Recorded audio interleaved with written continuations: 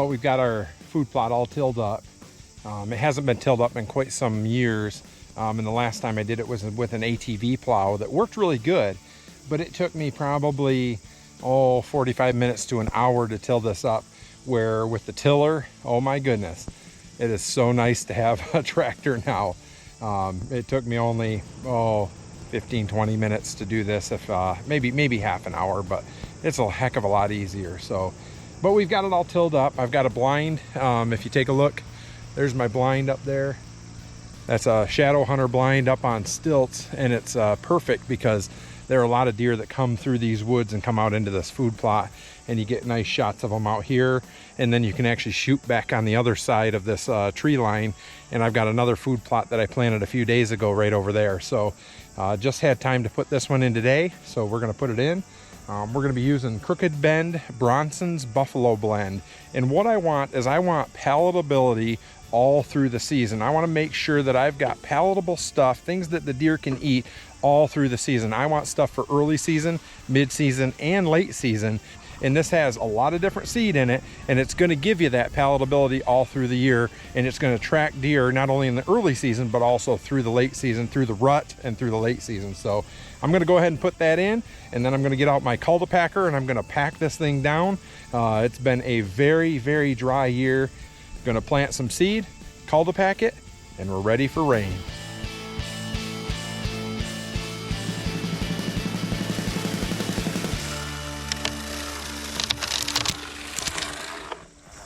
Well, I just got it all seeded.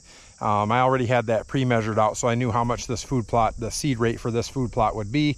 And I set my seeder at about 1/3 of the seed rate that I thought it was going to be, so that I went over this about 3 times. And that way you're not getting to the end of it and losing all your seed. I mean, if you try to get it exact, then you'll be going down your food plot and you'll get 3/4 of the way down there and all your seed's gone. So what I like to do is plant it about 1/3 of the rate and go across it 3 times. That way you get really even seed distribution.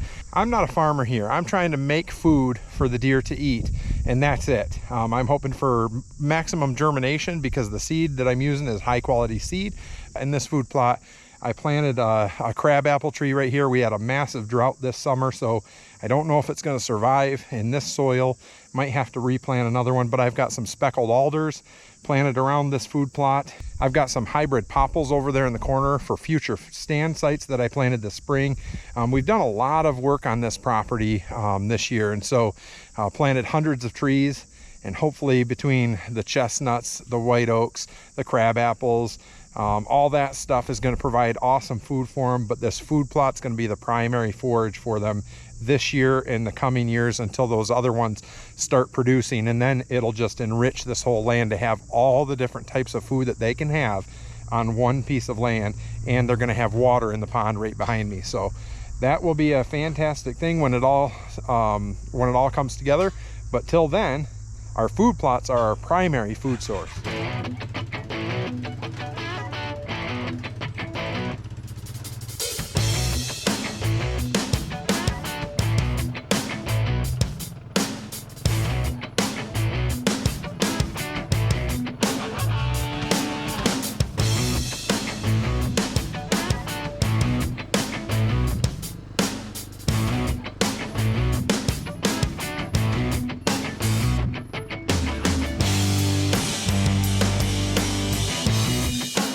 Well, the food plot looks awesome with a little bit of help from the big John Deere and ATV pulled Packer Maxx. That's a rotomolded plastic cultipacker. You fill it with water, or you can fill it with sand and make it even heavier, but that thing does a fantastic job. It's made right here in Michigan, and what that does is it helps you get good soil to seed contact and also helps you retain moisture. I've got another food plot right on the other side of this fence row that I planted just a couple days ago, and it's germinated beautiful. It's coming up. It's a good 3-4 inches tall on some of the plants that are coming up, and you can see the variety of different plants within the mix, which is really cool in a food plot blend. So now that this food plot's done, we're on to the next one, and it's only a matter of praying for rain. Well, we're out here tonight. We're going to be putting in a food plot right in this corner. This is a nice area where there's a bedding area back here. There's a creek behind us, so we can put a tree stand up here, and they really can't get behind us even in a west wind, which is that direction. they can't get behind us. So this will be a good spot for a food plot, being on the west side of this creek bottom right here. So we're gonna be tilling with the big John Deere.